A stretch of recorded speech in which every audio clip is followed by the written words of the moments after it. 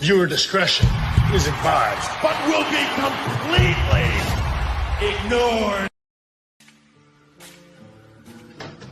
Spend time with your family? Sure I do. Good. Because a man who doesn't spend time with his family can never be a real man. Five boys with one mission, wrestling through the stories, hardest hits and boldest takes. No holds barred, no punches pulled. This is Blackharts Angels. On the case, on the call, breaking down it all. Spotlights hot, no time to stall. Char, Lady B, Binky got the fire. Stacey and Draya take it even higher. We see the action, we know the game. Telling the truth, calling the names. Legends rise and stories unfold. Champions crowned, fearless and bold. Blackharts Angels, all eyes on us. Lights flash bright when we step up. From the ring to the mic, we run this fight. Wrestling's our mission, we're locked in tight.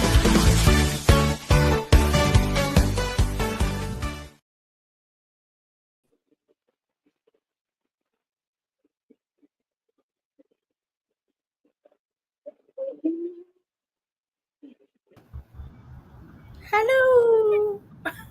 Welcome to another special edition of Blackharts Angels. I'm Char, joined by her beautiful partners in crime, Binky and Draya. Stacey will join us later, and Lady B can't be with us. Stacey's got a family emergency, so our thoughts and prayers are with her and her family. So, yeah. Okay.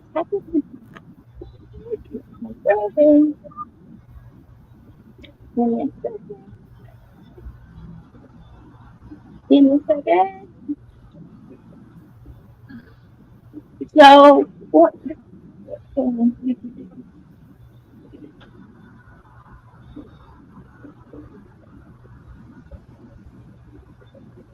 Technical difficulties. It's okay. Yeah. There we are. Much better. Sorry for the little quick technical difficulties, everybody, but we're back. Don't forget to like, share, subscribe, ring this notification bell, share this with everybody. This is the place to be today, guys. It's the huge pay-per-view wrestling weekend tomorrow with Forbidden Door and Heatwave coming out tomorrow, so we'll definitely get into some of that later on today. Don't forget to check out our link tree, guys. This is where you can find everything related to our show, whether you want to find where we're streaming, any of our merch and everything. Check us out here, because this is the place where you're going to find everything related to our show. And then we wouldn't be where we are today without our amazing brand ambassadors. So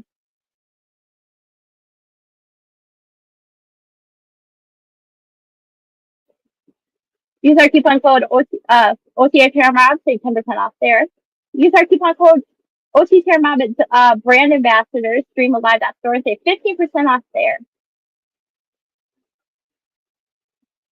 Then we have Okaze Clothing, an urban street clothing brand. Check them out. Use the coupon code 15% off there and rock out some amazing street clothing. We have the 365, another amazing clothing brand. Use their coupon code OTTRMOB, save 15% off there. With energy, if you want to say energy, it's because a lot of us are tired and everything from a long night from wrestling or work or whatever. Use the coupon code OTTRMOB, save 10% off there. Also, check out our bonfire.com/store/off-the-top podcast and rock out some amazing new merch, guys. We have some amazing new t-shirts out, some tanks, some hoodies, some sweatshirts, for the fall and winter season, because it's going to start getting cold here. So check it out there and rock out some amazing clothing and support us, girls. Support the whole pod mob. All of us have some amazing, beautiful clothing on that brand. So rock us out, support us, wear us, show us off to the whole entire world. You want us, so rock us out there. Support us, wear these amazing clothes, and support them.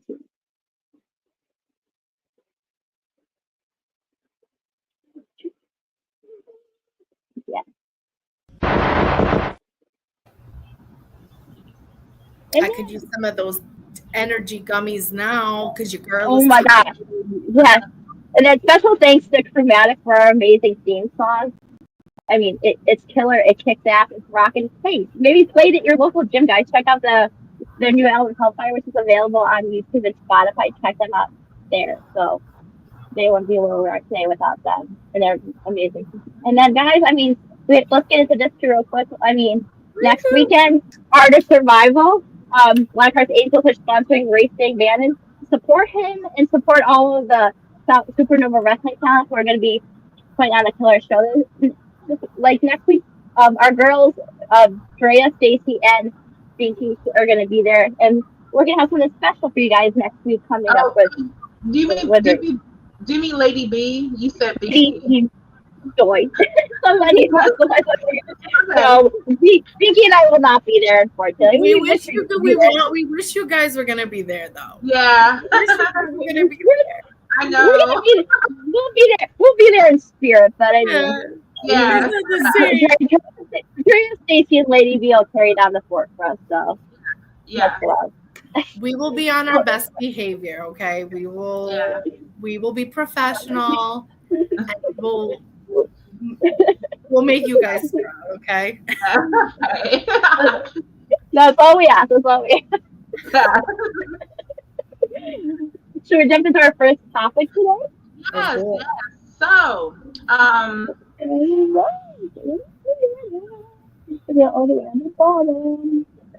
okay, so as you know, many of us know that Cora Jade, she's accused of being a bully during her run in WWE, and basically she's just firing back at these allegations. She and this former WWE recruiter Alexis leaked.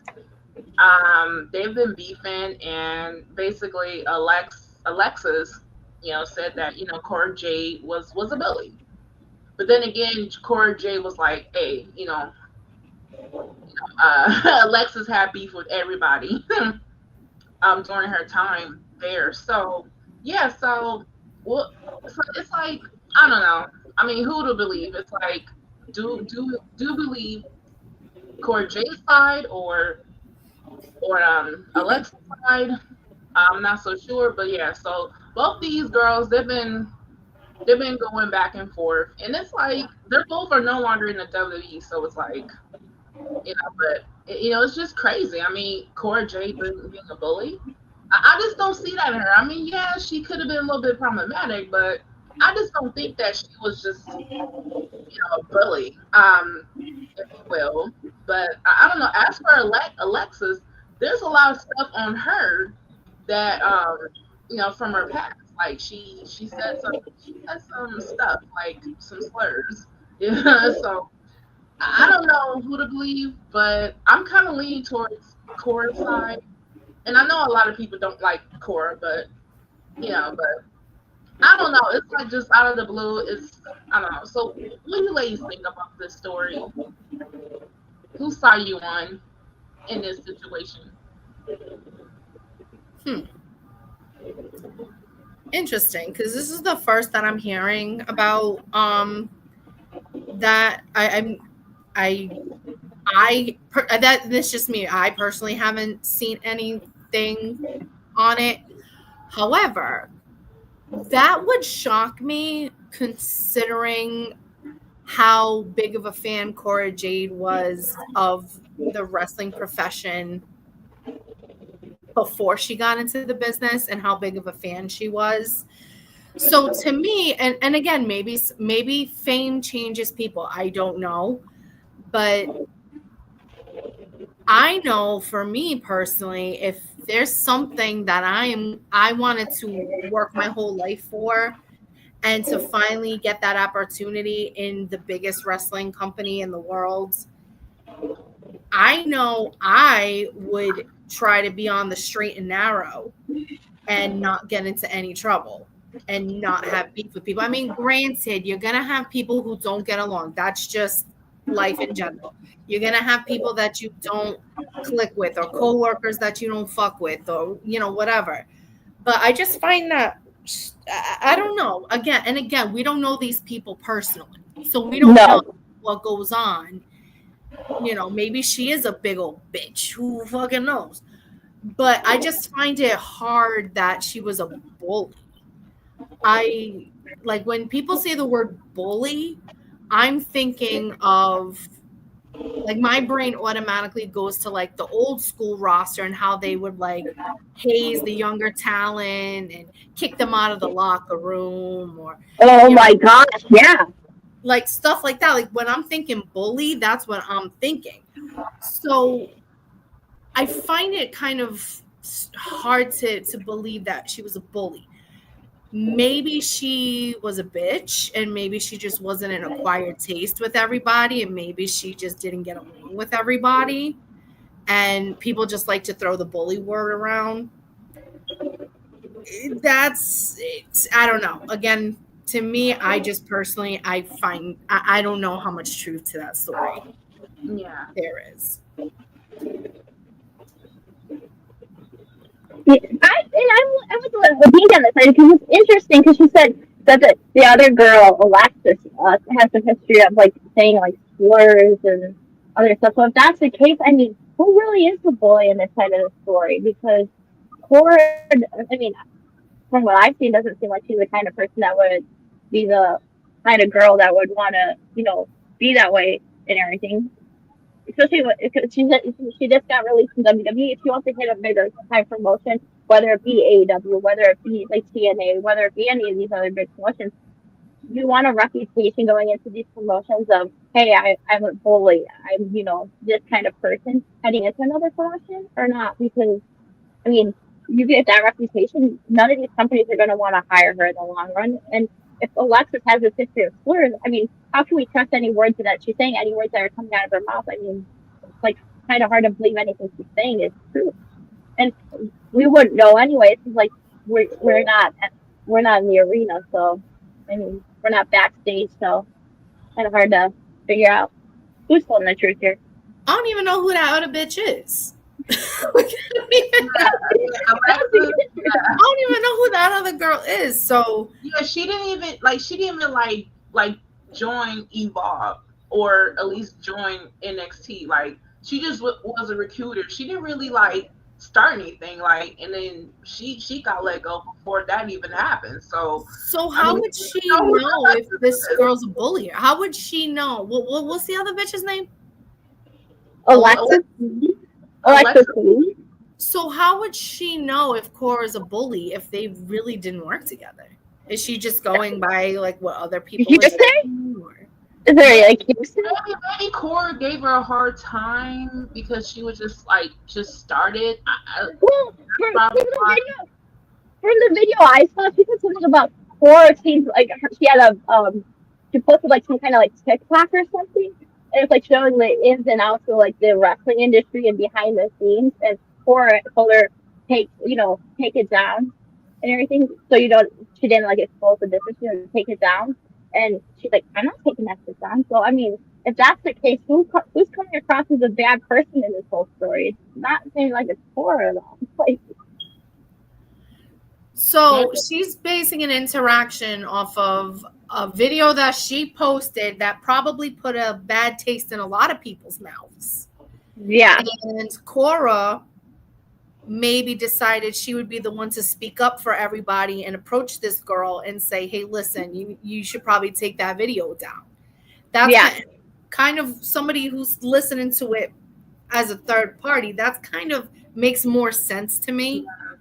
I mean, that's not really being a bully. That's just saying, hey, you should probably take that down because it's not a good look for the company, or you might piss some people off, or maybe Cora Jade came off aggressive when she said it. Hi Christy, how you doing, girl? Hey girl. Hi Christy. So, and you know how things like get misinterpreted all the time, or people's tone gets misinterpreted, and I don't know. It sounds to me like the other girl, Alexis, is a problem. Kind of the one overstating this. Yeah. Just from hearing what you guys are saying, I don't know.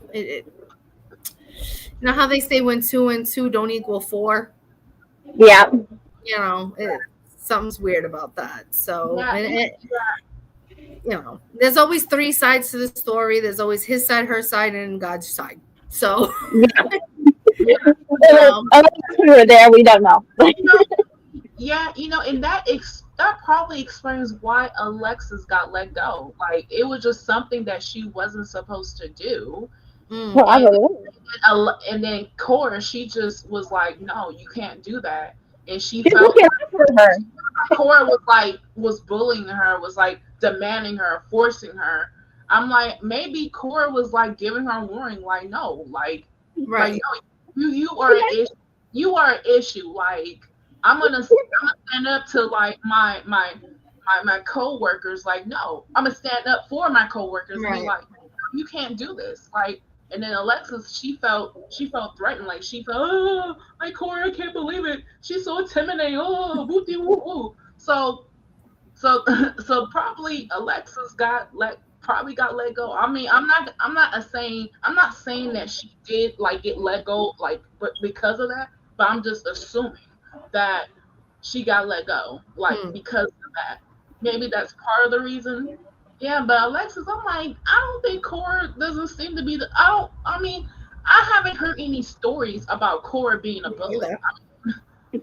Not like love, but she was liked by most of her colleagues. Like, and this is the only girl alleging that this girl's like this girl Alexis is the only person alleging that Cora Jade's a bully. Yeah. Yeah. So. Yeah, and she may be the issue. Like you guys said, Alexis may have been the problem. She probably had it with everybody, and that's why she got let go. Yeah, and it's like, and the fact that you think like Cora's like looking out for her in the long run, being like, hey, why should you be posting this kind of stuff? It'll get you into a ton of trouble. And she's like, I'm not taking it down. Like, I mean, you already can tell she's off to the wrong foot there, and she's like looking for trouble there. So, like, how do we trust anything she's saying? It's not for anything, but like, there's such a difference between being a bully and maybe approaching somebody. Again, maybe Cora came at her aggressively. Maybe Cora came at her confrontationally. That is maybe that is the case, but that's different than being a bully. Oh, for real, yeah. Like, if that's the case, then I'm a bully. I mean, if we're aren't we all? We're all bullies. I have to admit that I do have some bullyish ways, but that doesn't make me a bully. For real. I've been called a bully by people, but like I'm not necessarily a bully. Like I may come off aggressive. I may come off like my attitude may be a little bit off sometimes, but like it doesn't make me a bully or anything. Yeah. No. It makes us human. A bully is somebody who goes out of their way to make you feel like shit. Picks on you, physically hurts you, mentally hurts you. There's a big difference between a bully and, maybe somebody coming at you a little aggressive. Maybe again, she just didn't like the way Cora came at her, which, okay, justified. If Cora did come at her sideways, maybe she just didn't like the way Cora came at her, but you can't go around just throwing out and saying that people are bullies if it's not true. But I don't know. I just feel like a lot of the younger generation these days, that's the first thing that they want to say is, oh, that person's a bully. That person says that. And it's like, not necessarily. Not necessarily. In the last time, and what I checked about Alexis is that she's about 5 years older than Cora. But she's calling Cora a bully. That's interesting. She's older. Like, what the hell? She's older than Cora. She's 5 years older. I checked. I checked Alexis out. I went through her little bio. her body, her body. All her info, yeah. Yeah, I checked everything about her. I'm like, dang, she's 5 years older than Cora. I'm like, dang, they're 5 years apart. I'm like, dang.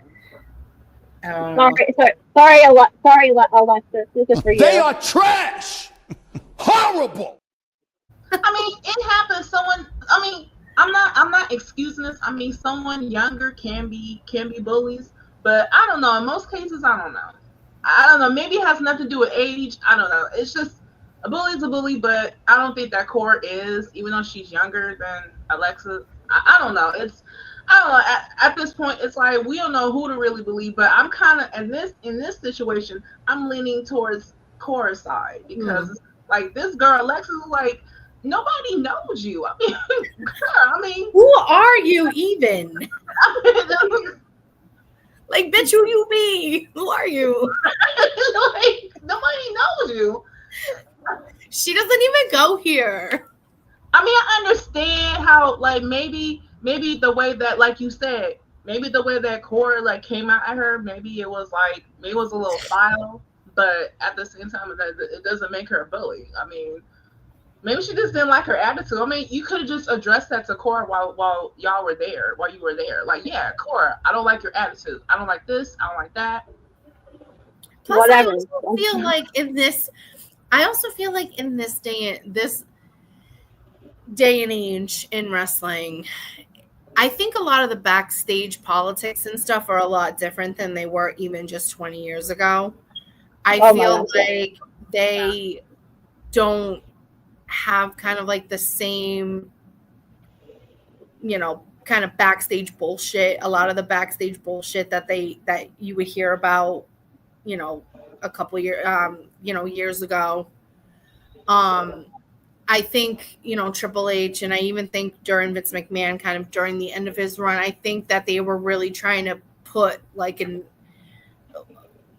not have so much backstage heat amongst people. So I find it really hard to believe that with a company that has tried to come so far to be like anti-bully, be a star. I don't know if you guys remember that from years ago. Oh my gosh, yeah. And all that shit that, and again, this is not saying that you are going to be peachy keen and be BFFs with all of your coworkers or all of the people you work with. There's going to be people that you fuck with. There's going to be people that you just don't fuck with.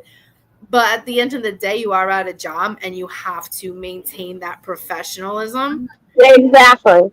Regardless if my puppy wants to say hi. Hello. Hi. He's not supposed to be on the couch. Oh, again? 2 weeks in a row. He's not supposed to be on the couch. Yeah, brat. He loves being on the couch. Oh, mom's busy. I'm gonna sneak on the couch. Uh-oh. He knows. But I don't know. And again, maybe it is true. Maybe it is, but I don't have enough evidence to say otherwise. Yeah. I don't know. I'm not feeling it. Yeah, I mean, I'm Team Cora on this one. Yeah, I mean, Cora, she can be likable. She can be unlikable.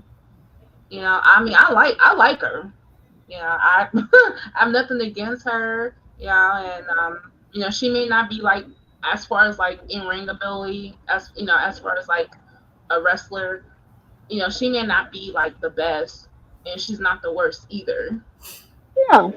It's just, I don't know. This story, it's just crazy. I mean, and I know Cora Jade bullying. I mean, I know people say a lot like on social media. Like there's some that's like Cora Jade, she's this, she's that. I'm on Alexis' side. Like you don't even know about Alexis. And she had some stuff in the past that she said, right.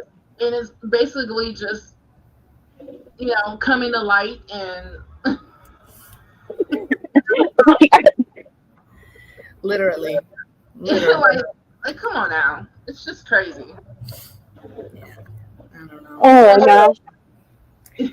Consensus say Cora's innocent. That's Yeah. the verdict. Innocent until proven guilty, yeah. That's the verdict. She's innocent until Yeah. proven otherwise. Yes.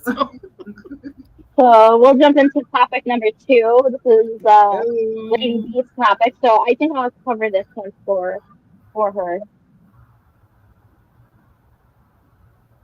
So Natalya, she's been wrestling for the WWE for such a long time now, but she's going on an 8-year drought without winning any kind of title ever. So no women's titles, no tag titles, absolutely none.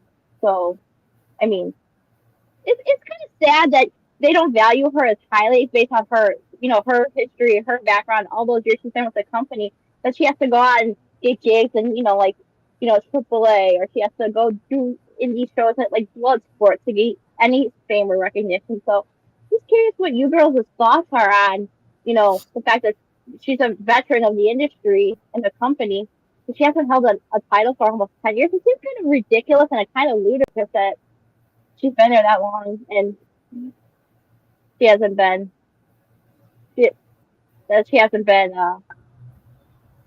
holding a title. So I'm curious what you guys' thoughts are on that.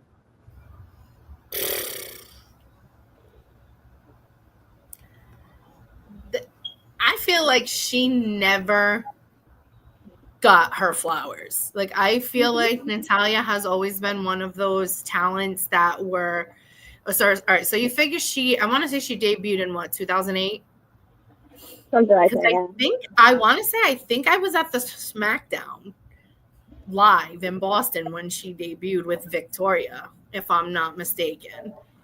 So that's like 17 years. Yeah, I feel like she never really was appreciated, and I feel like sometimes they would just throw a title on her just because for the sake of it. Because who her dad is.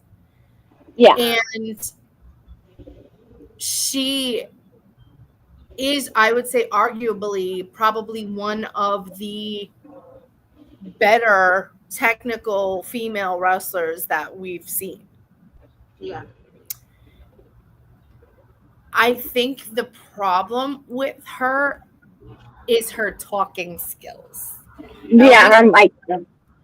I always felt like Natty was not a natural born person on the mic, but when you listen, like when you watch her runs, I don't know if you guys watched Total Divas. I used to love Total Divas. Okay? Oh my gosh, yeah. When you watch her, like in her element, she's hysterical. She's funny. She's personable, but for some reason, when she's like on a scripted mic, oh my gosh, yeah. For me, I feel like it's almost like she's too in her head and just can't get the promo out right. Yeah. But when she's when she's like in the comfort of her own home or whatever, she's funny, she's likable, she's personable. I don't know. Maybe again, some people are just not good at public speaking. Yeah, she's on the same boat as you. She's funny, she's cool. It's like you were saying, she actually debuted in WWE in 2007, so about 18 years there. Yeah. But almost half her reign in the company, and maybe one tag team title reign with Selena during the Thunderdome era, which was during the pandemic. But other than that, nothing. Come on. Yeah, she's never gotten her flaw. I feel like she's never been appreciated, and I think that and when I say they, I'm saying obviously the company. I think especially now, since it's been so long since she's held any title, I think she's at the point now where they're just using her to push younger talent. They're just using her to elevate the other talent, kind of like how The Miz is doing. She's like the female Miz right now. And it's it's nice to have them on the roster. They'll do a little squash match every once in a while, a little feel-good moment to see them come out, do a little match, work the house shows, whatever. But I don't know. I just feel like she never got the recognition she deserves, and I always thought No. she deserved a lot better. It's just Yeah. What are your thoughts, Binky? I agree with you, Drea. Natalya, she's underrated. Oh, very much underrated. She's one of the most underrated wrestlers Oh here, yeah, especially in the women's division. Like she's definitely. been in the business for like almost 20 years or so, about She, 20. well, in WWE, she's been there for 18, but overall, she's been wrestling since 2000, so 20, 25 years. Yeah, because she wrestled in Japan. Over 20 years. Okay, over 20 years she's been wrestling. It's sad that she hasn't won a title in 8 years, and it's time. At least, I mean, if you're not going to give her a main title, give her give her some of the intercontinental title, like one of those mid titles, or Yeah.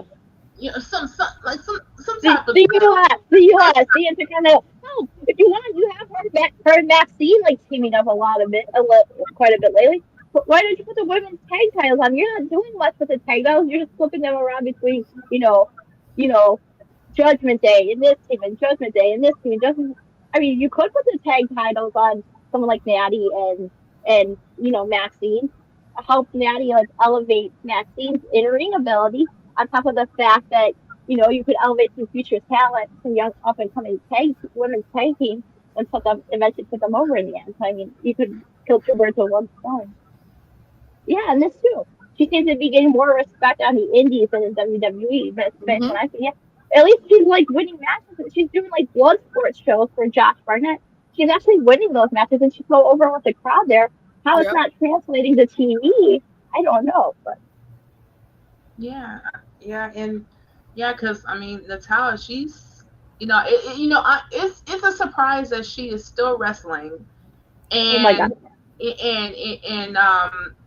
and around this time, maybe she can choose to retire at this point, but she keeps 43. She's 43 right now. No. Yeah, and you know what? She's gonna, as I see, she's gonna keep wrestling until she dies. I mean that. Pretty much. Pretty much. I mean, wrestling is her passion, and we can see that. And that's what I love about a wrestler. Like if wrestling is your passion, that's good. That shows that you in it for the sport, for the entertainment, for the just for the love of the game. The game, the competition. You love to do this. You choose this over over something else. Anything else? There are some wrestlers that choose to just do this just to get into Hollywood. Because right, get a paycheck. You can tell. It's a passion to do it, and she's going. Yeah, you see the wrestlers that are in it that want to do it because it's all they know. It's the love of the game for them. They're not in it for the paycheck. They're not in it for making a fortune or getting famous or going to Hollywood. They're just in it because they love what they do and they love performing and they're ringing all the time.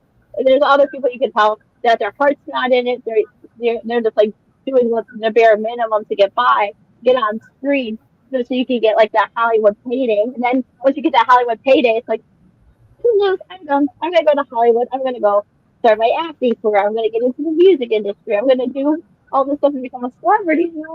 Congratulations. Why did you enter the wrestling business? Yeah, Natalya, she is not that person, and it's like she needs to win something. I'm sorry, she deserves it. She really deserves it. And I'm not a diehard fan of hers, but yeah, but I really deserves it. She's least problematic.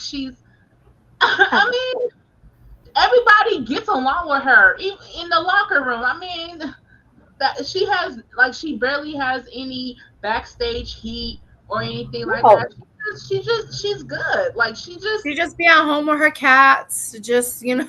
She ain't in nobody's business. She's she's a just at home sweetheart. with her kitties. Just out the way. Mm. I mean, exactly like you're saying, she's just in it, she's unproblematic. You don't have to hear about any issues with her and Tyson, train like all the future stars and the younger talent in the company and everything. And plus, on top of that, you think she's the longest tenured woman in that company by far, and you can't afford to just, hey, let's give her flowers, show her some love, give her some recognition. Like hell, how many times have we seen her, like her highlights for when she does like a blood sport event, or if she does like some indie show or something? She's like, how much do we see any of her stuff? But gosh willing, you have like someone like Dominic doing a AAA appearance or something, and you see all his appearances and how they hype him.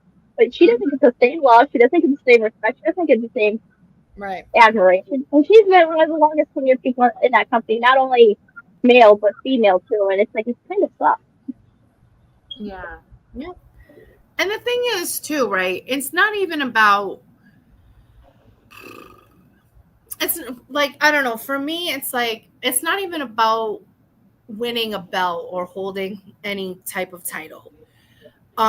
Because you can be a larger than life wrestler without having to have had titles or all these accolades under your belt. Like, look at Dusty Rhodes, just somebody off the top of my head. Yeah. Like, you think of Dusty Rhodes, he never was a heavyweight champion or a WWE champion. But when you think of some of the all-time greats, he's one of the people that comes to mind. Yeah. Where, I just feel like Natty never got that.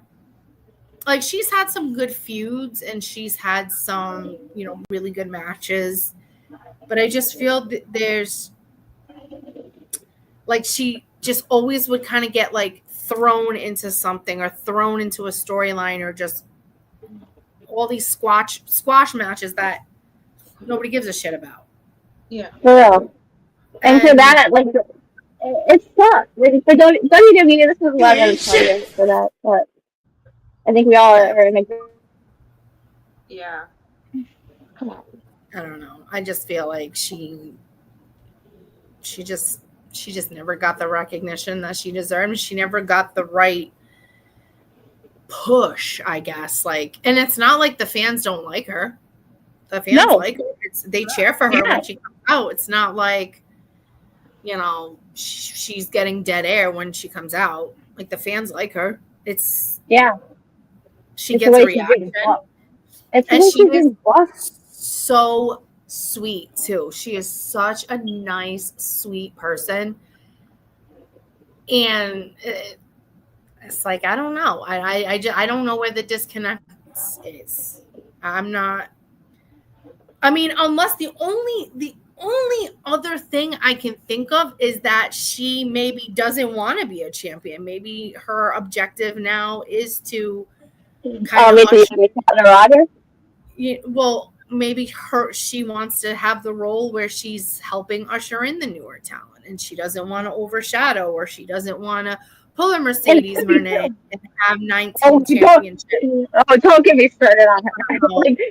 We'll get into her later on in the show. I'm over it already. That's the only other thing that, again, I'm trying to play devil's advocate here, and I always like try to look at two sides of the coin.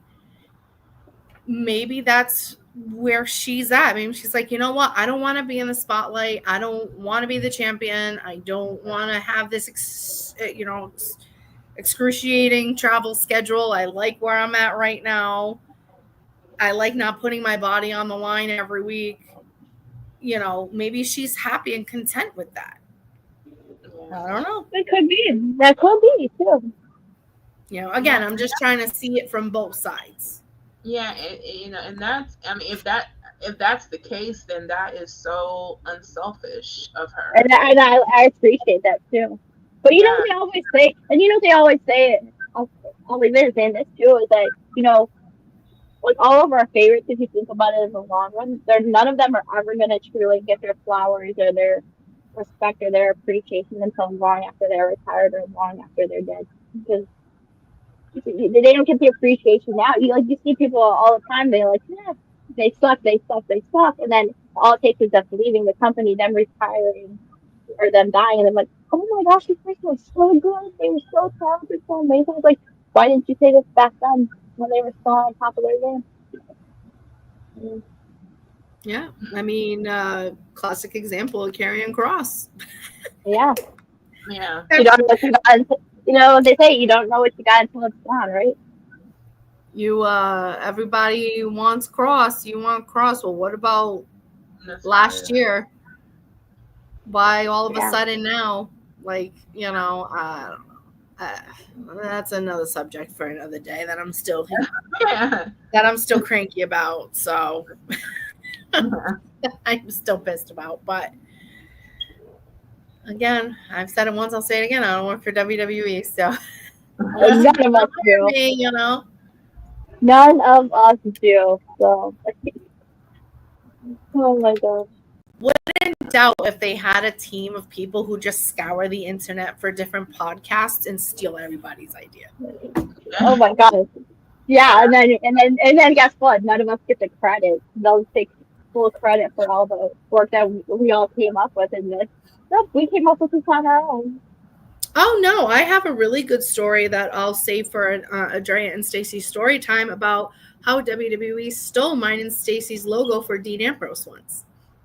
Oh, I can't wait to as a huge Dean Max girl, I cannot wait to hear that story. That's gonna be a story I'm gonna want to hop on. I'm gonna want to probably react to as well. Yeah. Oh yeah. It is. They like to steal some ideas, so. Oh yeah. 10 years later, and I'm still pissed off about it. Oh wow. I would be too. Think about all that money you guys missed out. So you only Dre and Stacey.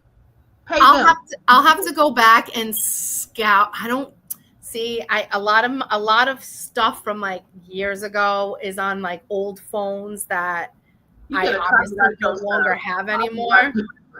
So I wish. Well, in that instance. Oh, yeah, that's right. Facts. Yeah. Yep. Yeah. Mm-hmm. Yep. But this one, when I do tell that story, see, they're stealing from everybody. Mm-hmm. Yep. Clock that T. When I tell that story, it'll all make sense, and Stacey will know exactly what I'm talking about. And I remember tweeting the shit. Like, this is when it was Twitter. I remember tweeting pictures, all this stuff about, and like just literally going crazy, tweeting WWE, tweeting Vince McMahon, tweeting Triple H, like tweeting everyone. Like, so you're going to give me credit for this? So you're going to give me credit for this? Never heard nothing back. Nothing back. I'm like, okay. All right. I see you. I see how. Like, I see how it is. Like, I see how it is. Mm-hmm. Some people might think I'm crazy. Anybody listening is probably like, yeah, okay, bitch. No, when I tell that story, you will 100% believe me. I'm not crazy. I have never been locked up in an institution. Okay? So, it is 100%. Oh my gosh, guys. Oh my god.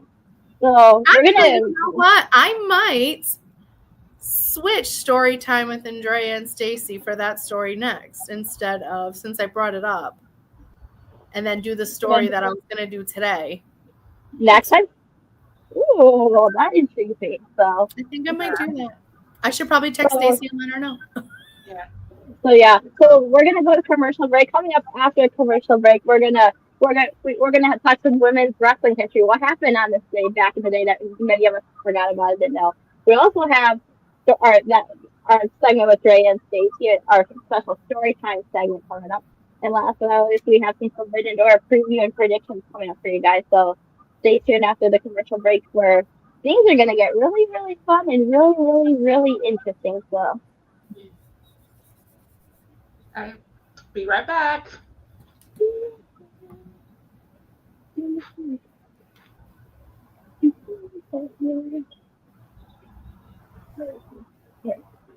see you in a few.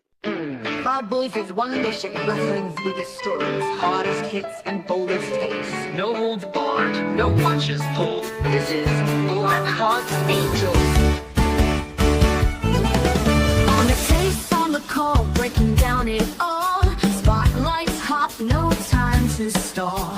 Char, Lady B, Binky got the fire. Stacey and Draya take it even higher.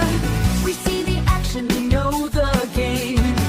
Telling the truth, calling the names. Legends rise and stories unfold. Champions crowned, fearless and bold. Blackharts Angels, all eyes on us. Lights flash bright when we step up from the ring to the mic. We run this fight. Wrestling's our mission, we're locked in tight.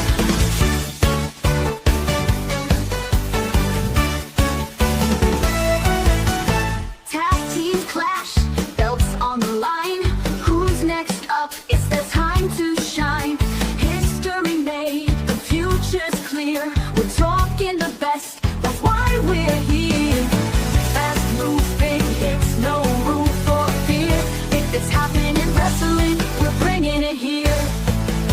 Blackharts Angels, all eyes on us. Lights flash bright when we step up from the ring to the mic. We run this fight.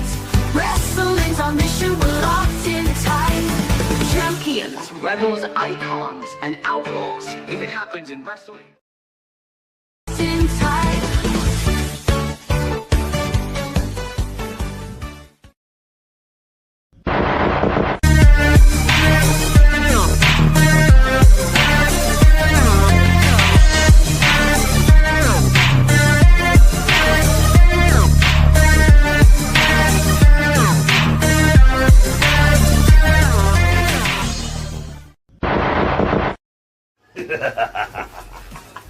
Greetings!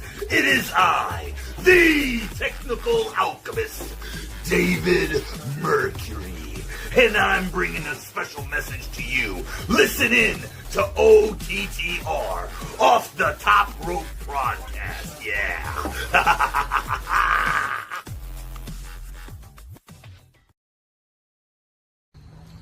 Hey, yo, this is your friendly neighborhood Red Dogs here, eating pizza. No, not from Pizza Hut, not from, any other place. From Luigi's. That's the place that we're going to. That's the place we eating at. See, the camera's not even on me no more. So, as a friendly neighborhood Red Dog and your favorite mercenary, I approve of that pizza.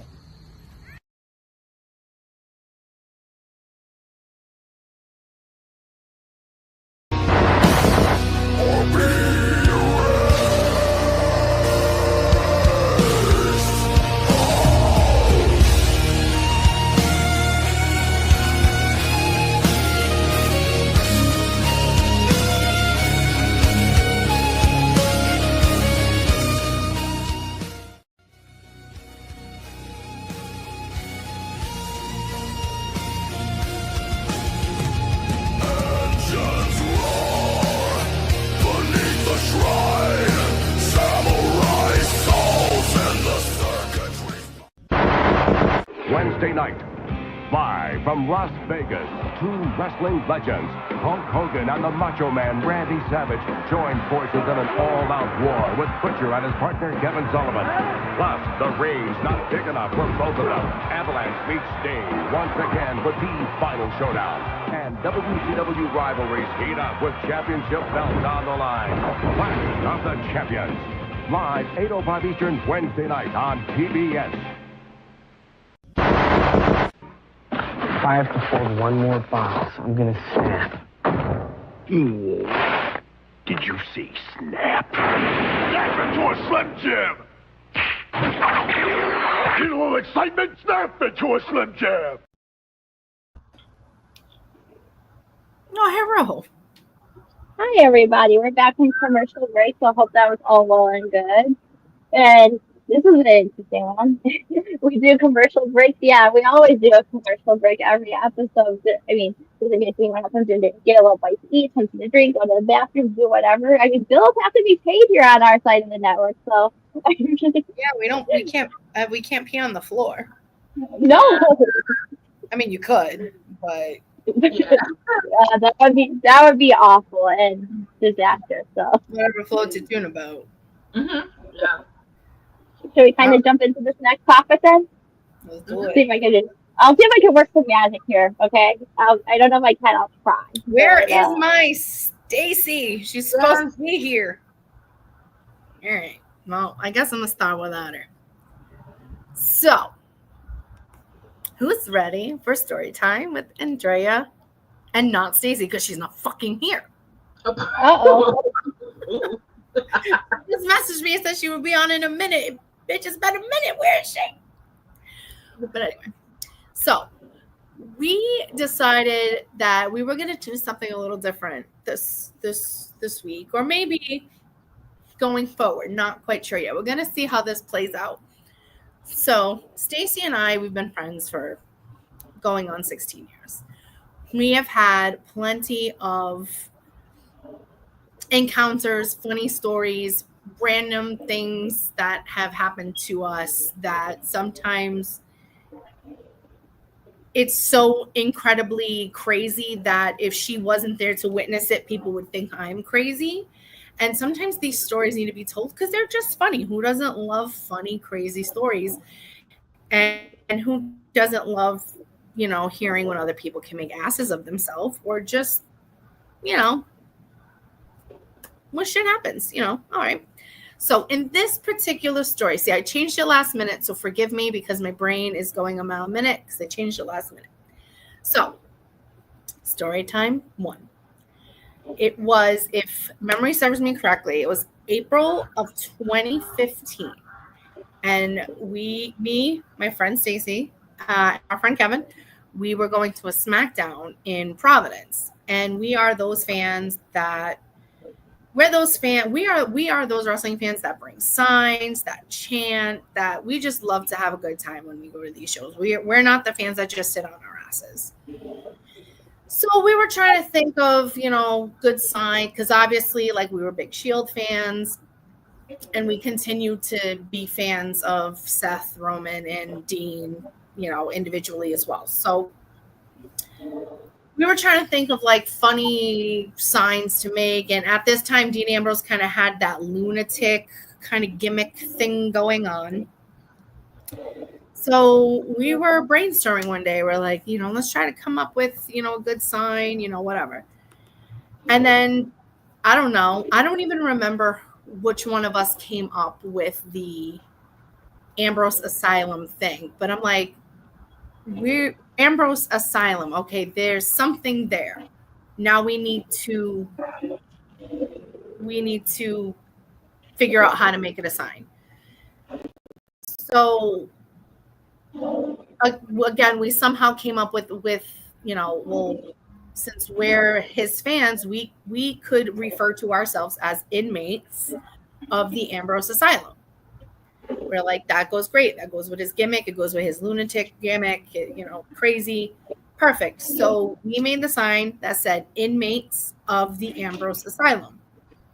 So we brought that sign to the SmackDown in 2015.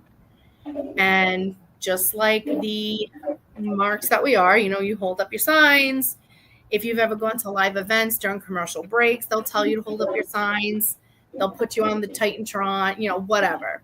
So we did that. All right.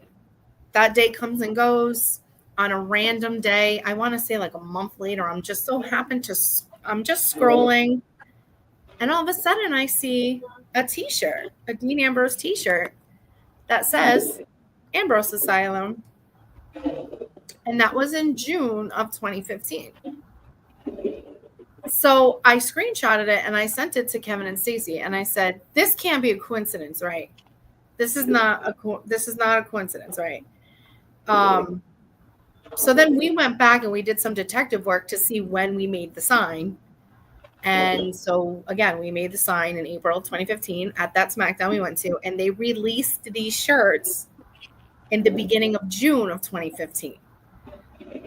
So I'm like, not trying to be that person that's like, oh, they stole our idea, ha ha ha, like, but I just find it very strange. That is a very specific play on words there. And it's not like they were advertising on TV like Ambrose was saying, like it wasn't something that was being pushed around or being said or the announcers were saying. So we were like, did they really just rip off our idea? And you guys can call me crazy all you want, but still to this day, and when Stacey, whenever she decides to get on this podcast today, she will tell you that we 100% think that they saw that sign and said, whoop, that's a good idea. Let's take that thing, throw it on a shirt, and make money off of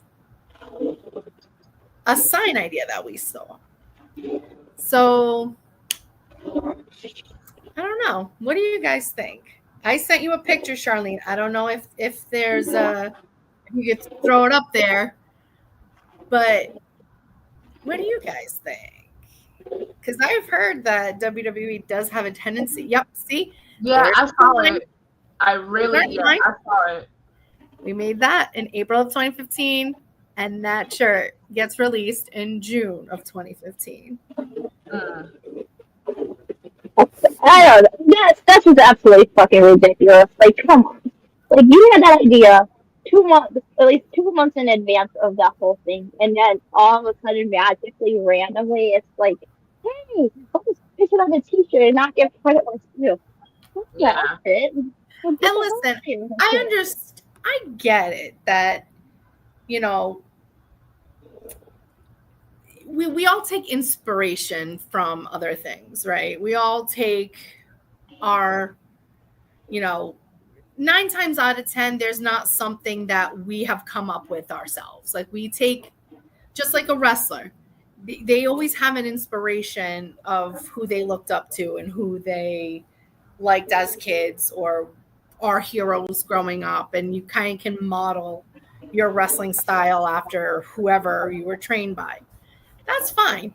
But it's just a very specific clunk of words put onto a shirt a month after we brought that sign to SmackDown. So either it's a crazy coincidence or they jacked our shit. Let's be honest. And I'm still to this day will say that they jacked our shit. That's absurd, though. Like, come on. Like, at least give credit where it's due. Don't be like selfish. Like, we're gonna take full credit for that. No. And I can't tell you how many times they are trash. That's horrible. I tweeted that picture. I put it on Instagram. Stacey did too. We tagged everyone. I mean, we did it multiple times. Our friend Kevin, same thing. He's like, you guys stole this idea from my friends and blah, blah, blah, and all this stuff. Not one, we didn't hear back from no one. And I think they were like, well, maybe if we ignore them for so long, they'll just give up. And I mean, obviously, eventually we did give up. But, you know, they jacked just the facts. Thank you. They jacked our shit. And they never give you the credit either. Like, I mean, at least if you're gonna do it, say like, hey, they you know, thanks to this, and or they could have like came up to you guys and messaged you and like, hey, we're thinking about doing this for him for his character. Do you mind if we use your idea? We'll reimburse you somehow for it. Nothing. Shit, I would have been happy if they were like, hey, we'll give you free WWE tickets for a year or something. Exactly. I would have been, or they'd be like, you know what? You can come backstage. Hell yeah, bitch. Use you want to meet him? Here. Right. Like, also, we'll show him who came up with the idea for that t-shirt. No. Right. Yeah. And it's just like, And then it's funny because I was tweeting that, like I said, we were tweeting it, putting it all over, and somebody had ended up messaging me and said that, see, off the top of my, I'd have to go back, and I think when I did get this message from that person, I did go look. He had messaged me and said that Beth Phoenix, when Beth Phoenix was wrestling, I don't know if you remember, like her Titantron had like kind of like a butterfly type thing. Yeah. And he said that he drew that butterfly on a sign. What, like he went to a show and he just like he made the sign with the with that butterfly, like it was his drawing. And then same thing, about a month and a half later, that drawing was in Beth Phoenix's Titantron video. And I'm like, well, that's fucking crazy. They just out here jacking people's ideas, jacking people's friggin' designs, jacking people's, sayings, sign ideas, and just throwing them on a shirt and then making thousands of dollars off of it. Oh, come on. And who gets the credit for them? WWE. That's if it's really good. They're like, oh my God, what a great design by you guys, WWE. They don't. Yeah. If only they knew that there's people behind the scenes they were stealing ideas from. I'm like, I'm telling you, I would not be, especially now that there's so many wrestling podcasts and so many people who, talk about wrestling online and stuff, or even just will fantasy talk about wrestling online. I would honestly, seriously, I would not be surprised if they had a team of people whose job was to just scour the internet and listen to people's podcasts or listen to people's ideas or watch people's tweets or whatever and see what you come up with. Or seeing fans there are, like actual like digital artists or real artists drawing stuff online, like, hey, that looks pretty cool. I mean, at least it's not like it doesn't seem like it's not like AEW. At least they hire some of these people that do the artwork and stuff like that, and they hire them for their team, for their T-shirt designs and their merch designs, and they hire them so they get the credit. At least do something like that. If you're going to do something like that, at least hire these people and have them work on your T-shirt and merch designs and hire them in your company instead of being like, hey, we're just going to jack all you guys' ideas and steal them for ourselves and take all the credit. It's not fair to any of them. Yep. So I don't know. You guys can come to your own conclusion. Anybody listening or watching or whatever, come to your own conclusion. But I, in my delusional brain, will still say to this day that they jacked our shit. And it is 10 years. It is 10 years later, and I'm still mad about it. And I'm still waiting for WrestleMania tickets or something. Which you'll probably never ever get a chance to see, but it's not fair. You know what you should do, Draya? You should sue WWE for theft. No, right? You know how many people were saying that? So many people were saying, oh, you should do this, you should do that, you should, and I'm like, yes, I get it, but extra big. Oh my God. That's funny. Either sell drugs or strip from them tickets. $80,000 for those tickets. Oh my God. It's tough out there in the streets, let me tell you. Oh my God. But yeah, so many people were like, oh, you should go after them, you should give them a lot. And I'm like, yeah, but you still can't prove it. That's not encouragement. That's not encouragement like a crime, guys. See, the thing is, though, if we're gonna sell drugs, we have to sell the hard shit, because now they have dispensaries you can go to and buy weed. So we have to start selling like shrooms or something. Yeah. Disclaimer: I didn't say that online. I do not sell drugs. Okay. We do not condone No illegal activities. Well, you No. know, we could do it the legal You way. would- Hey, we could do it the legal way. There's OnlyFans. Oh, dear Oh my God. gosh, OnlyFans. No. OnlyFans. I'm no. There's no OnlyFans over here unless they. Same here. No, no, no, You know no, what? no, no, no. I'll do OnlyFans, but it's just my hands. I'll be like a hand model.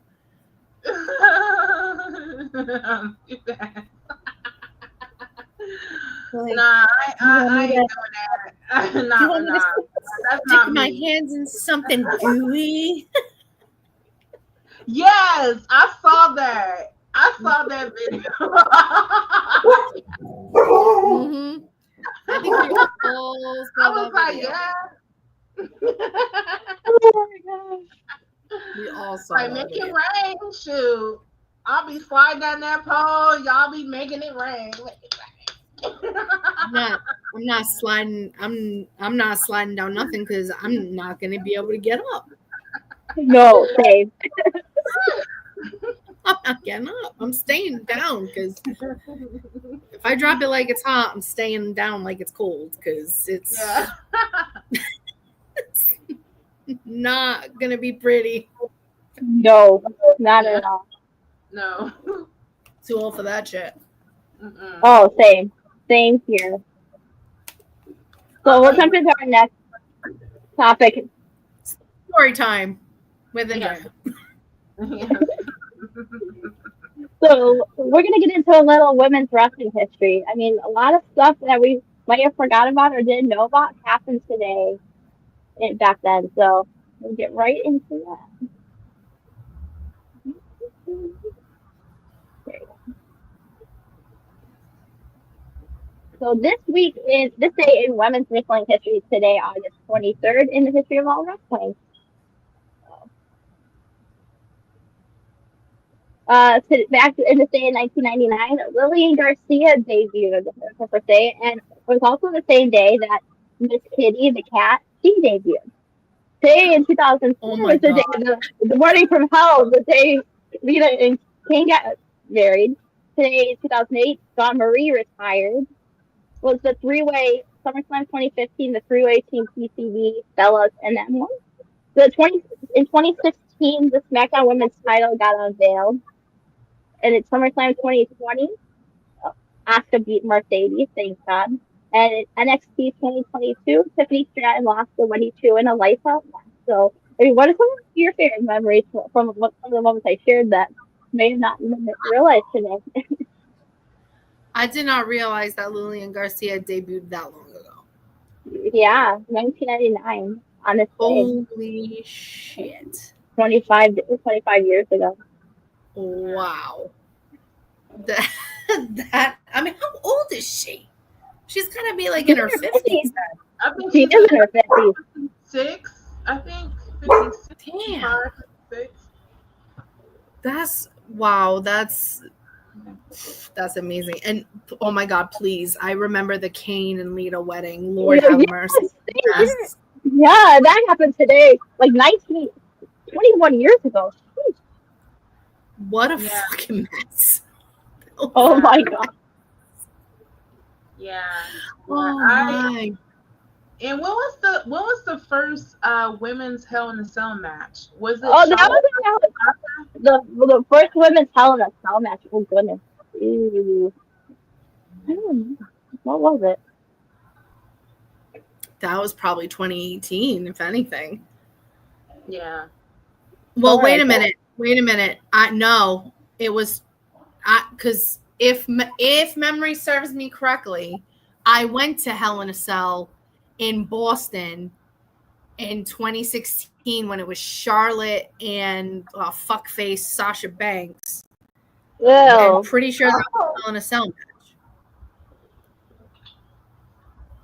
Don't quote me on that, but I'm pretty sure that their match was a Hell in a Cell match. I might have passed out in the beginning of that show. I drank too much James. Draya is right. It was October 2016. It was Charlotte and Mercedes. Sometimes the old noggin works very well. Yeah. Yep. Sasha and I was gonna say I'm pretty sure I was there. I was at that one. Yeah. And I just remember thinking, dear Lord, if and then, Sasha wins this one. That Lita with Kane segment was like so odd and weird at that time, but in hindsight, looking back on it now, it was so damn good. I don't. To me, it was just creepy. I don't know. That's just to me. Thank you. Then she got pregnant. Had a baby, and Snitsky yeah. Punted it into the audience. Bro, the shit they used to show on TV, right? Like, what the fuck? Oh my god. Who punts a baby? Yes. It was just so weird. Like, it was just like, I mean, it was good. The storyline was good, but it was weird at the same time. Like, it was. And then Lita, she was supposed to be with Matt Hardy, and then she was with Edge at that time too. Yeah, it was. Just, oh my god, yeah. Really, really weird. And it was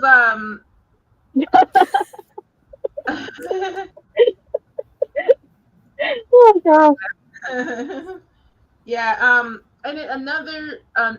So Char, I want to ask you a question. So, yeah. So I know we're talking about women's wrestling history. So it could be like any year that anything that happened on this day, anytime in the past. So anything that happened in wrestling on this day. On this. Oh, okay. On this day, yeah. That's why I said this day in women's wrestling history. Oh, okay. For the streets back then. Oh, the Edge and was it the Edge and Lita like live sex show or something? Oh like, my god! I remember that.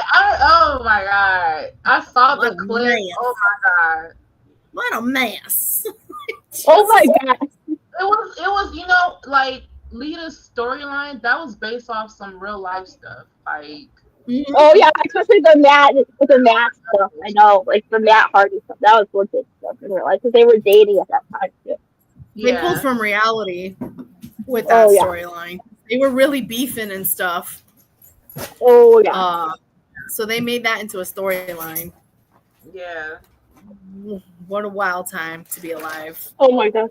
There's some stories from back then that like that one that was like that was like 20 years ago. Like holy heck, I'm getting too old. I was like, I remember that shit too. Like, and then there's other segments that it's like you remember it happened back then, and you're like, can I just erase that from my mind? I don't want to remember that shit. Like, why are we talking about this? Yeah.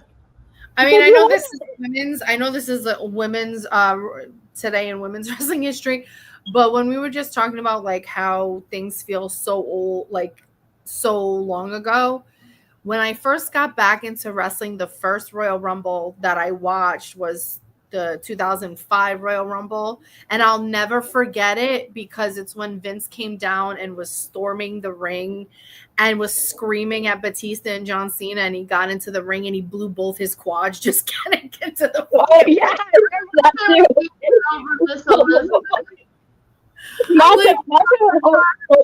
Macho Man and Hogan were beefing over Miss Elizabeth back then too. Well, I didn't know about that. I mean, I knew they were beefing, but not over Miss Elizabeth. Mm-hmm. Yeah. Wow. Matt Hardy was the original Crash out of WWE. I mean,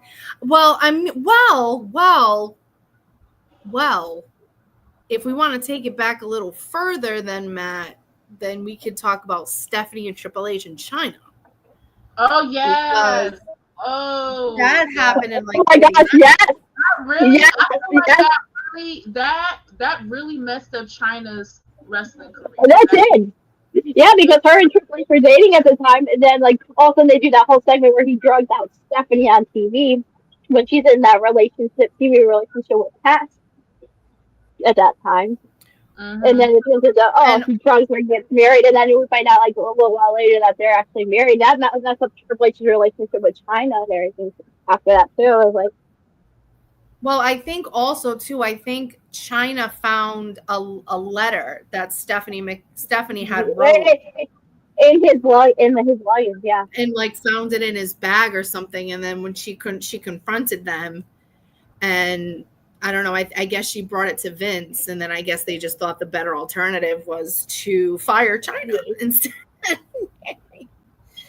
Yeah. You know, just to protect the $1 billion princess. I'd rather not, because I'm trying to forget that era of women's wrestling, because the women back then were just portrayed as like sex symbols, and and they were idolized back then for what they could do in the ring. They were just seen as sex symbols and what they looked like and showing off their bodies. It's like I appreciate women's wrestling more so today, because at least these women get to showcase their in ring ability and not be who that they're.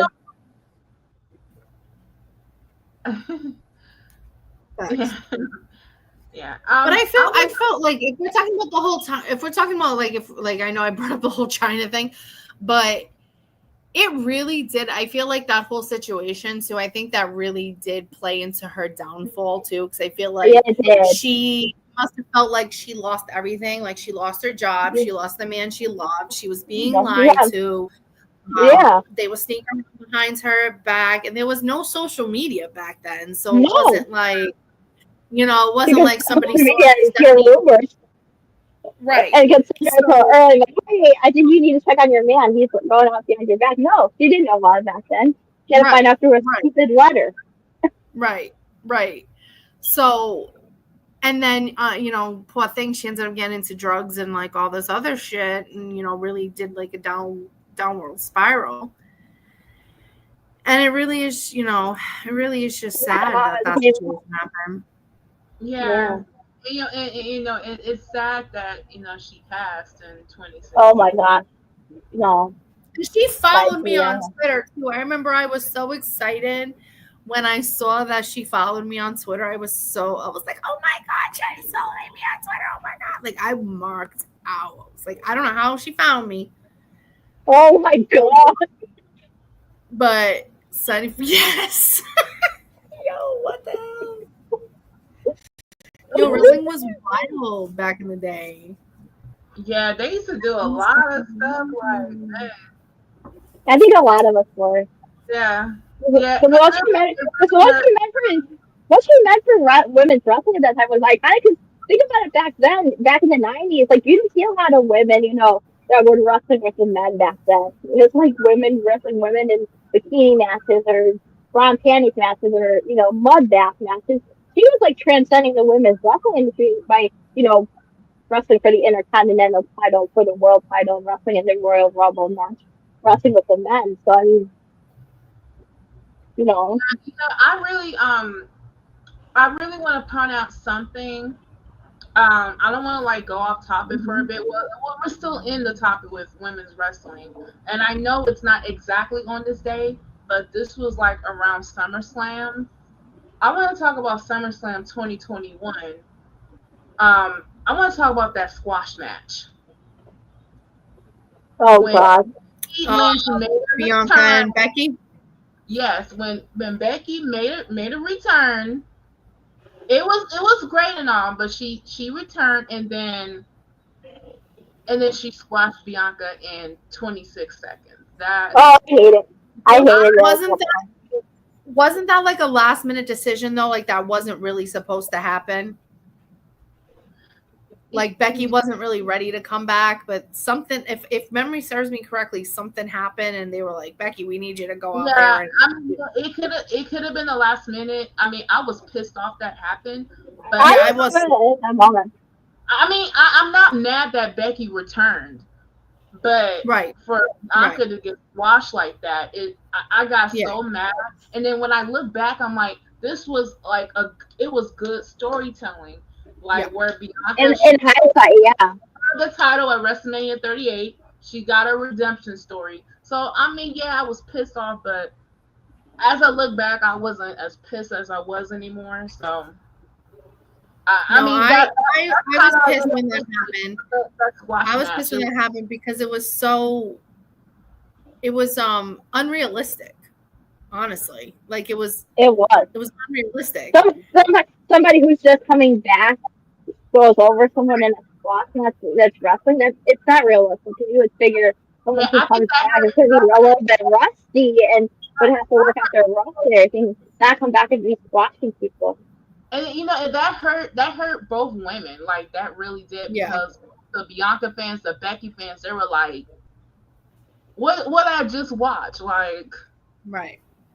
Like everybody was in shock. Like, okay, Becky, it's good that she returned. Even Bianca was shocked. Oh yes, like Becky returned. Like yes. We all were like yeah. And then when she got seconds, like I was like, man, I was heated. I was heated as fuck. Yeah, I wanted to just throw something at the wall. I was like, I was livid. I was fucking pissed. But when I look back, I was like, okay, this is storytelling. This is Bianca. This is basically saving her wrestling career. With that, they are trash, horrible. Because of Becky Lynch, Bianca's career has been saved. Yeah. Squash. It wasn't good, but as I look back, I'm like, you know what? It made sense in a way, and then that's what she got her limp back at WrestleMania 38. Yeah, so. Oh God! Oh my God! I mean, if they want to be doing that, then I mean, they're not going to be shedding that title of being completely racist and stuff for that company by doing any of that. So I mean, probably not a good idea to pull that off of them. But I mean, it's WWE. Yeah, but like you said, Dre, like originally it was supposed to be Bianca versus Sasha, and you know, and I was beefing with Sasha's fans at the time. Oh God, I'm currently beefing with Mercedes fans right now. So don't get me going on that. I'm currently beefing with her fans right now. It's like not even funny. I try to tell her stupid fans that nine titles is fucking overkill and like ruining the wrestling industry, but they're like, it's interesting. I'm like, oh. Yeah, and to piggyback off of what Binky said too about how she beat her. What'd you say? It was like 28 seconds or some dumb shit. I hate squash matches for titles anyway. I feel like the only time a match should be a quote unquote squash match is if it's a cash in, a Money in the Bank cash in. Let me throw an example out there. Another squash match that was totally acceptable: Mox versus Punk. I mean, he's coming off of an injury. You want to get the title off to establish that he's not an interim champion, put the title on him. Do it that way. 2-3 minute match. With the other guy, do it that way. Yeah. Or unless it's a Brock Lesnar match, then it could be a squash match. But I get the fuck out of here. Because the less I see him on my screen, the better. I'm with you there. But speaking of, like, if they do one of those matches, like at the same night as like World's End, if they want to do Black Scene at like World's End, I'm going for World's End. So like, please air it that night. I won't be home to watch it. I'll be at a live pay per view. So. Facts. Absolutely. Facts. Yeah. Well, wasn't really a match though. He just attacked him. I'm talking about like an actual ding ding ding squash match. He's over. Oh God, this one. Don't get me started on this one. Yes. Oh no. I was just about to talk about that one too. Oh, that pissed me off. Oh my God. I was livid for days after that. Like, I don't really care about that. I don't really care about that. I'm not a Brock fan either. So. That was absolute bullshit with Kofi and Brock and Kofi. Please don't even. That's another story for another day. That's a no-no. That's a no-no topic for me. I swear to goodness gracious. Like, and just get irrationally angry for the rest of the day. Oh, KB. If we see each other, we gotta say hi because I'm going to be there. I know that. Tell her I said hi as well. Yes, send our love. But yeah, that's this week in wrestling history. I was like, I didn't realize a lot of that stuff happened. A lot of innovative stuff and a lot of trendsetters, like especially the Lillian like entry that she debuted back then in 1999, like 26 years ago. Oh yeah.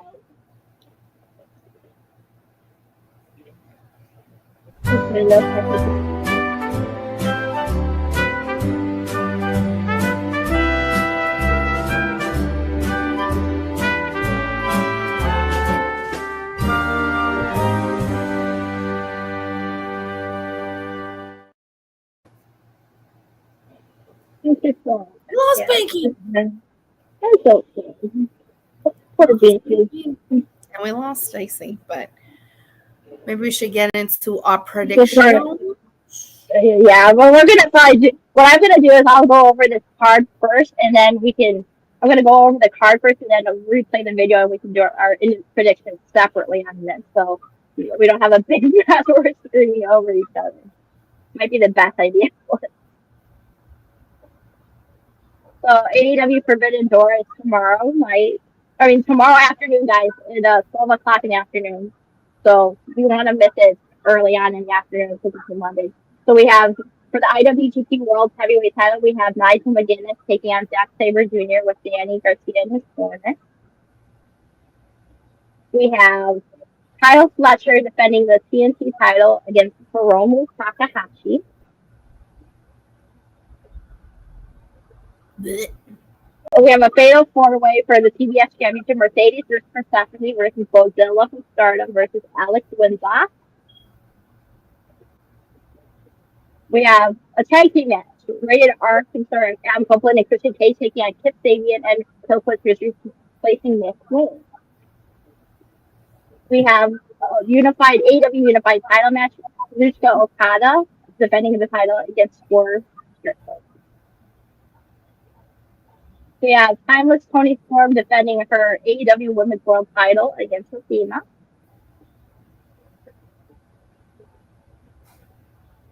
And we have the Lights Out Steel Cage match. The Death Riders engage Kid and Young Bucks against Darby, Hiroshi, Tanahashi, Ospreay, Omega, and Kota Ibushi. And we have the AEW World Championship match between Hangman Adam Page and MJF with a stipulation that the title can switch hands on a disqualification and a count out. So keep that in mind when we go through this video again, okay? Are you ready? Draya, I'll let you go first with your predictions, okay? Great.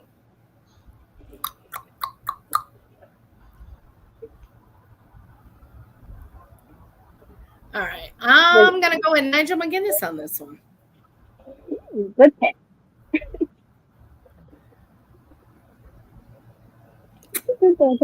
I don't really know much about Takahashi, so I'm going to go with Kyle Fletcher.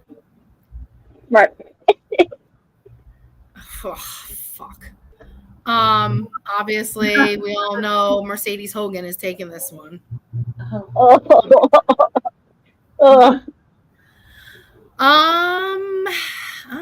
think I'm gonna go with. Oh my god, I almost called him Edge. Dear Lord, Adam Copeland and Christian. I'm gonna go with my boy Swerve on this one. I need to see Swerve with another belt. I love Okada.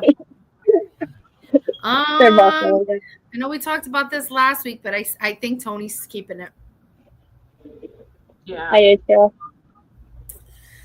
too. This is tough. I'm just gonna go my instinct and say Death Riders.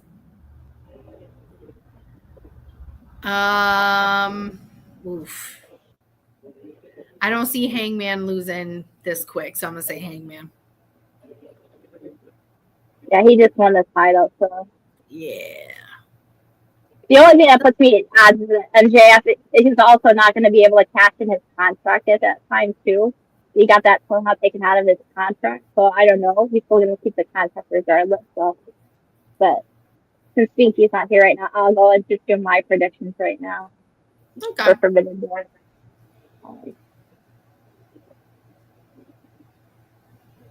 IWGP title. This is New Japan's world title.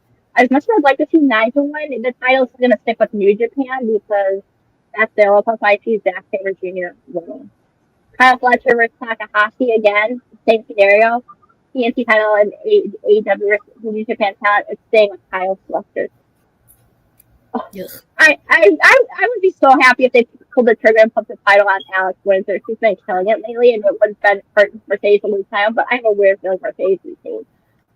This one, I'm going with Rated R, Superstar Copeland, and Cage to win because they're going to go for the world titles. They're going to be an all-out next month in Okada and Swerve. I'm going with Okada. Only reason why is because Swerve, it just came out this after he has a torn meniscus in his knee that he's had for 5 years, so he might have to have surgery. Timeless Tony Storm versus Athena. Athena's still the ROH Women's World Championship, but based off the injury thing, it could go either way. I'm leaning towards Tony. Death Riders 2, Kid Young Bucks versus Darby Tanahashi. And I'm going with Death Riders 2 only because everyone on the other team is basically injured, and one offer's going to have that surgery. So, and Hangman, this one is a 50-50, can go either way. I think it's too soon to pull the trigger on Hangman. I think Hangman retains. You can build this program between him and MJF to go on for months after. You can do it all out. You can do it another time, have him passing his contract and like those shows, but I think it would be smart to have him retain. And Binky, we'll go with your predictions now. Yes. Let's see. So for this match, I'm thinking Nigel. I think he's gonna win. That'd be awesome. That'd be nice. But yeah, I'm going for Kyle Fletcher. I think he's gonna yeah. Yeah. So I'm going with Kyle. That's my boy. This is so predictable. Unfortunately. Yeah, I go with Mercedes. Yeah, it's predictable. I go with Adam Copeland, Christian Cage. They're gonna win. And I'm gonna go for Okada. I don't see Swerve winning. I'm sorry, Lady, but I don't think your man is gonna win. Yeah, we're gonna have Black knee surgery. I don't think so. Tony Storm, she's retaining. Mm-hmm. Oh yeah, definitely retaining. Predictable, very predictable. I'm gonna go with the Death Riders. Yay! They need some momentum too. They're gonna win. Yeah. And I think that Hangman is gonna win. I think he's gonna retain. It could go the way, but I think it could. Retain. I think it's true. The only way I could see them pulling the trigger on MJF in hindsight is because in hindsight MJF is the bigger rating grab between him and Hangman. But I mean, it's such a bad precedent that you had Mox work hard to put Hangman over at all and practicing the way he did. Just the hot shot the title from MJF to from Hangman to MJF, only for MJF to still be holding on to that contract for title match down the line too. It's such a bad precedent to let him win. So yeah. And this is tomorrow. This is tomorrow, right? This is tomorrow afternoon at noon. I will not be. We're gonna kill you, buddy. Like, come on, no more. She does not need any more belts. No more belts. 9 belts is overkill, and she's not going to have these promotions in the bank. I did my research earlier. I think she's had one of these belts for like 300 plus days, and she's only defended the belt 4 times. So, come on. These companies need their promote. No more. No more. See, that's what happens when you hear that. This is what happens when talent gets to be in charge of their own creative. She can stay away from our podcast titles. Yeah, those aren't for so, she's coming for our titles next. She better not. Those are We'll fire off for those. Mercedes 10 belts. She wants. She didn't go on like social media. Oh, please don't. Like, it's bad enough that Tony Khan's gonna kiss her ass and let her hold on to the TBS title just to break Jade Cargill's record for the longest reigning TBS champion. That's bad enough in hindsight. We don't need her going on a world tour of holding the CMLL world title, one of these New Japan titles, and all these titles all across Europe. She's got a Scottish title. She's got the Rev Pro title. She's got the like a title in Poland, a title in Austria. Like, half these countries she hasn't even been to, and it hasn't even defended any of these belts against any of the talents we've done. So let's just put another belt from another promotion from another company on her that she's not going to be defending. I think that the only time that I can see Mercedes losing all her titles is if she goes to WWE. Oh my God, please no. God, I can't. I can't. Like, her losing all them titles. I can't. But if she's not elevating, on top of the fact that she said she wants to defend one of her titles that she won against Bayley. I honestly don't want her going back to WWE because, I like Mercedes, but if she goes back, then I'm afraid she's gonna because of who's running WWE now. Like, I'm afraid she's gonna steal some of the talent shine. Like, this is what I'm getting at. She wants her best friend in AEW before she leaves, but the problem is she's issuing a title challenge right now to Bayley while she's still working in WWE. Which title is she going to put up for grabs? You don't have high reign, a high power, and free reign to just award her any title match for another company's promotion that you have no connection to. Like, this is a benefit. And you can't give her a TBS title shot because she doesn't even fucking work for the company. You know what bad precedent it would set for AEW? If you let Mercedes fight Bayley for that title, WWE's going to want Bayley to go over. Tony's going to want Mercedes to go over. What happens if on a technicality, Bayley does win the TBS title? Well, now we're fucking screwed because now our mid-card title is in another company's hands, which is the same problem WWE has with TNA right now, when both their world titles are being held by NXT talent, not TNA. So, we touched up on that last week. I don't like that. I don't know. Yeah, like you said, it doesn't benefit TNA, and that's why I don't like this partnership with NXT and TNA. I hate it. It's not benefiting anybody at this point. Yeah, it's not. As for Mercedes, nah, I don't know. I just don't. No, she should just stay. I might as well just for her to stay in NXT, not NXT, AEW, because with WWE, if she goes back, then I'm gonna start beefing with her fans again. So I've been beefing with them right now. They're because all I could have said on social media the past 24 hours is 9 belts is fucking overkill. She doesn't need that many belts. It's not elevating any of these promotions. It's right now all these belts she's holding are nothing more than meaningless props for her to carry around. She even said on social media that it's getting too heavy to carry all these belts. Okay, bitch. I'm sorry. I'm gonna beef now. I'm gonna rant now.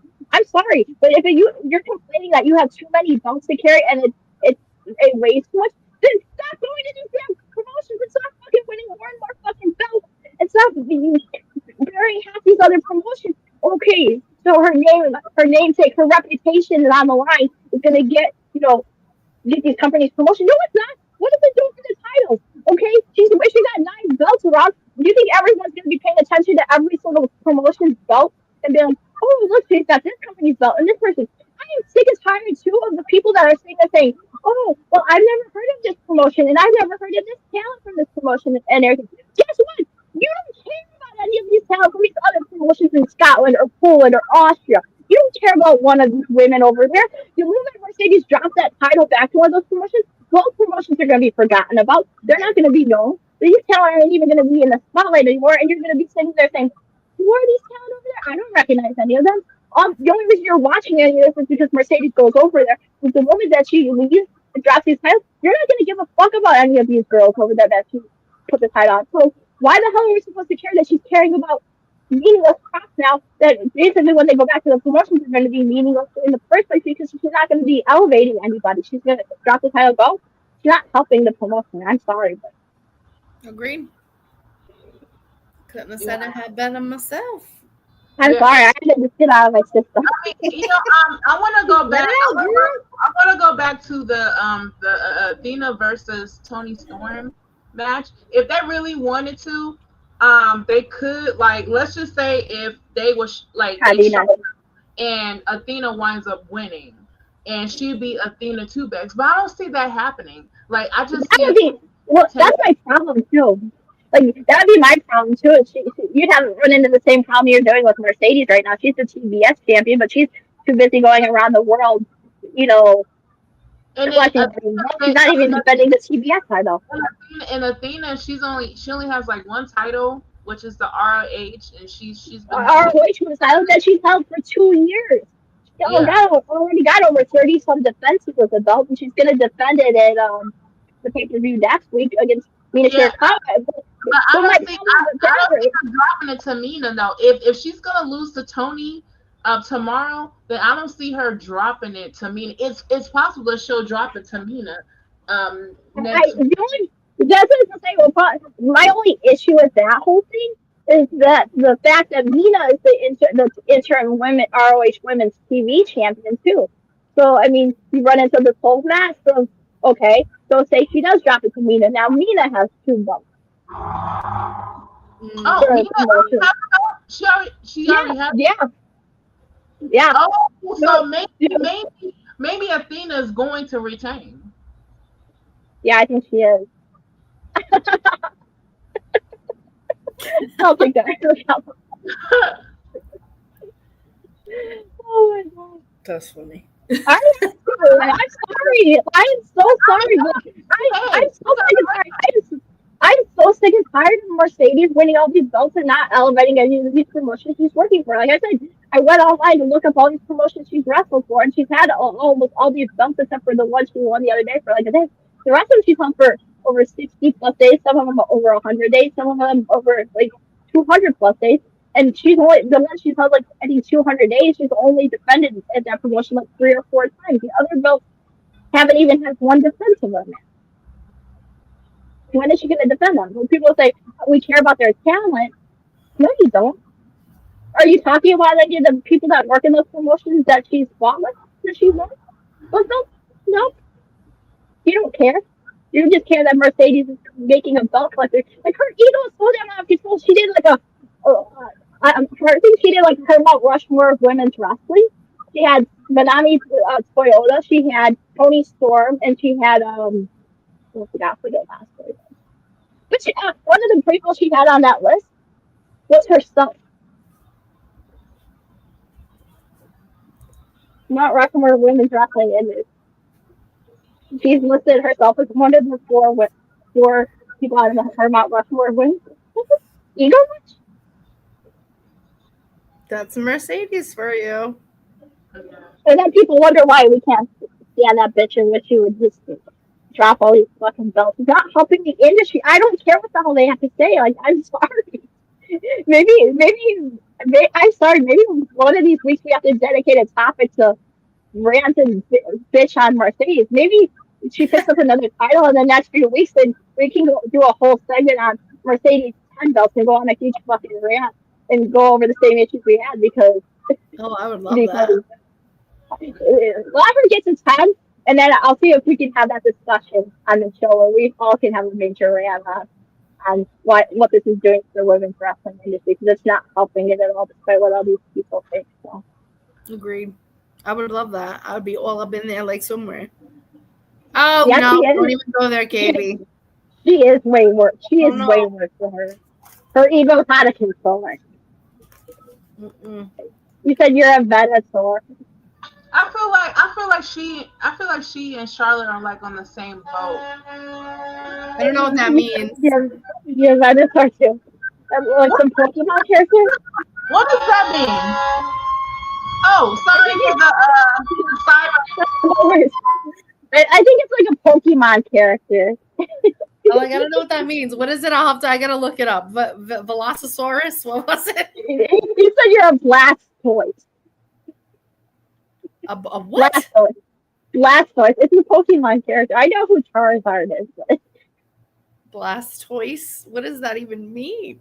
It's a Pokemon character.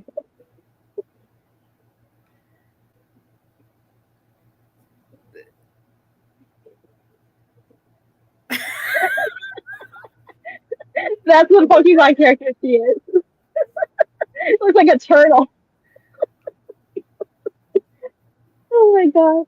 Why does he look like a whack fucking Bowser?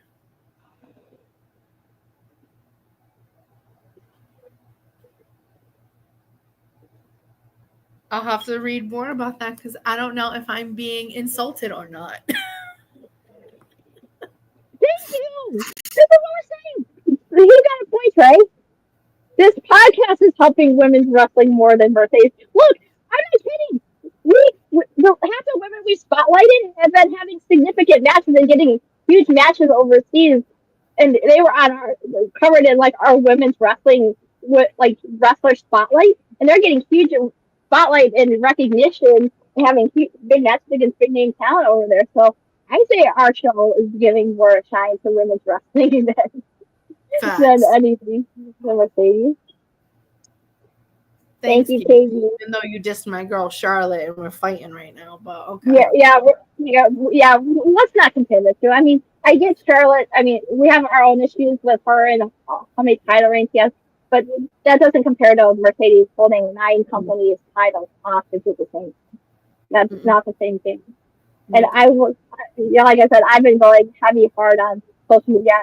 I've been telling people, well, like, shut up about it. Stop complaining about it. I'm like, hey, I'm allowed to have my own opinion. If you don't like it, don't read it. Block me. There's a block button for a reason, bitches. Yeah, like if you don't like what I have to say, fuck it. Like, there's a block and a mute button for that specific reason. Use it. Not everyone's gonna have the same opinion. So I mean, if you don't like it, block me. I don't care. I'm not gonna kiss her ass and be like, she's the queen all be all of nothing. She's not helping the industry at all. She's holding everybody back. So, I mean, would it be conclusion, she sucks. She's overrated. I'm sorry. In conclusion, Mercedes sucks.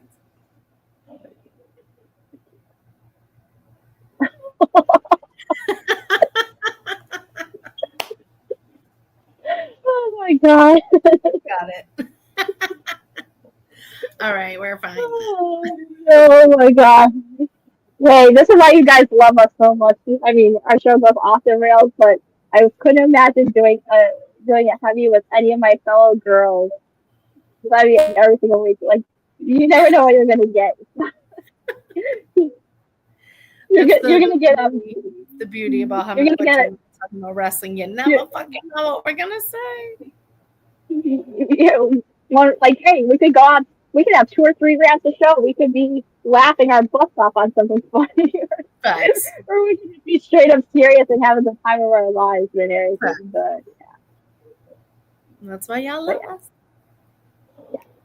But it's that time. I mean, man, it's already that time of the show where it's like the end of the line for us. We have 2 pay-per-views coming up this weekend. We have Forbidden Door tomorrow afternoon. Yeah, guys, so don't forget tomorrow. It's tomorrow afternoon.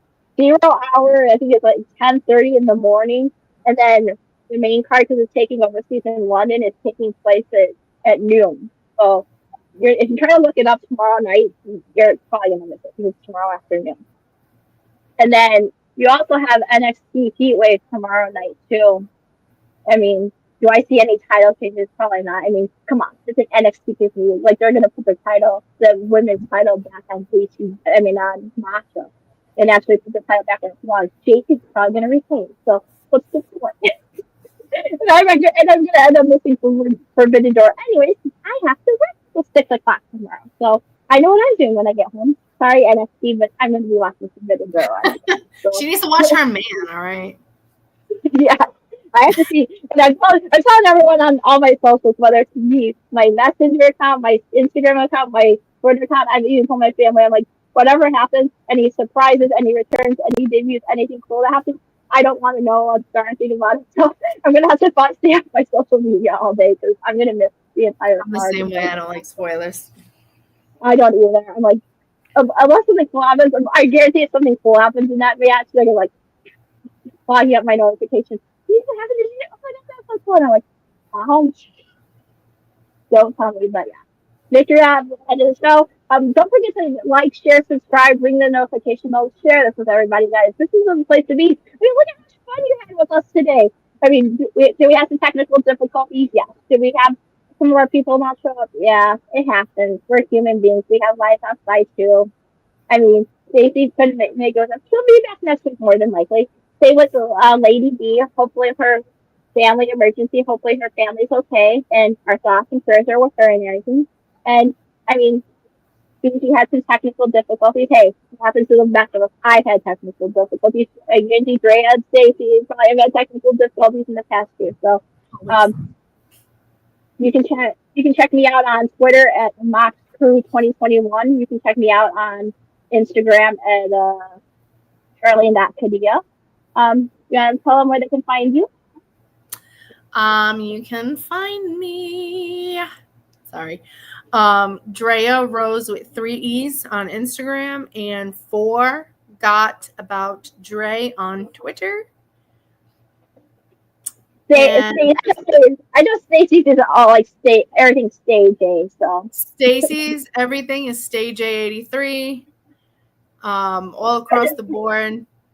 She keeps it nice and simple. Not me. I have to change all my shit. But StayJ83. All across the board. I'm gonna pop it up on the bottom here. Binky, you can find her at EFTG606 Instagram and EFT Screena Forever at Twitter. And Bianca, find her at highly_jaded and at Twitter I am Queen Bossy20. You can find the rest of us on the bottom somewhere along here. But until next time, ladies and gentlemen, I guarantee we're gonna have some more wild stories with some more stuff that's going on post pay-per-view and everything. So until next time, peace, love, and see you guys next week. Bye. Champions, rebels, icons, and outlaws. If it happens in wrestling, we're breaking it down. It's Blackharts Angels.